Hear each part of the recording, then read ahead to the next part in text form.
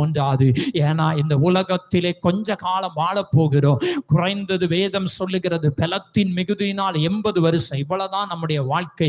இதுல முக்காவாசி ஆயுசெல்லாம் நம்ம பாதி பேர் என்ன செஞ்சிருப்போம், கடந்திருப்போம். சிலர் இப்பதான் ஆரம்பித்திருப்போம், சிலர் பாதி வயதை கடந்திருப்போம்.